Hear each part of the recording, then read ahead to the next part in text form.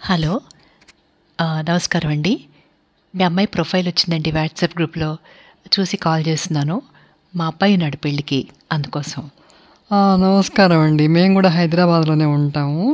అయితే ముందుగా ఒక చిన్న విషయం ఏంటంటే, మా సైడ్ నుంచి మా అమ్మాయికి అత్తగారు, మామగారితో కలిసి ఉండాలని బాగా ఇష్టమండి. ఇంట్లో అత్తగారు తప్పనిసరి ఉండాలంటుంటుంది మా అమ్మాయి. మీరేమన్నా ఉద్యోగం చేస్తారండి? లేదండి, నేనేం ఉద్యోగం చేయట్లేదు. ఆ మధ్య చేశాను కానీ మొన్నటిదాకాను మానేశానండి. ఇప్పుడేం అంత అవసరం కనిపించట్లేదు. మరి ఇంకా సంతోషం అండి. మా అమ్మాయికి బాగా నచ్చుతుంది ఇలాంటి సంబంధం. ఎందుకంటే అమ్మాయి పెళ్ళైనాక కెరియర్ ఇంకా కంటిన్యూ చేస్తానంటుంది. ఎందుకంటే ఇప్పట్లో ఒక 5, 6 ఏళ్ళు అమ్మాయి బిజీగా ఉంటుందండి. ఇంకా చదువుకోవాలి. పీహెచ్‌డీ స్టార్ట్ చేయబోతోంది. ఇటు చదువు, అటు కెరియర్, ఒక పక్క ఉద్యోగం కూడా చేస్తుంది.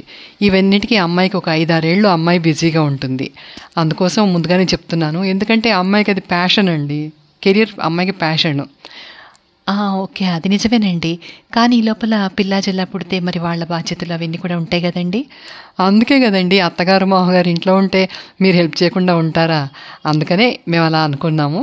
అదీగాక అమ్మాయికి గూడా అందరితో కలిసి ఉండడం ఇష్టం అనుకోండి. అదనమాట సంగతి. ఇప్పుడు ఆ అమ్మాయి కెరియర్ ఒక 5, 6 ఏళ్ల పాటు మీరు పిల్లల్ని వాళ్ళని చూసుకున్నా గూడా తర్వాత సెటిల్ అయ్యాక అమ్మాయి చూసుకుంటుంది. అలా అనమాట. ఓకేనా అండి? అలాగా అండి. ఆలోచించుకొని మేము ఫోన్ చేస్తామండి. Thank you.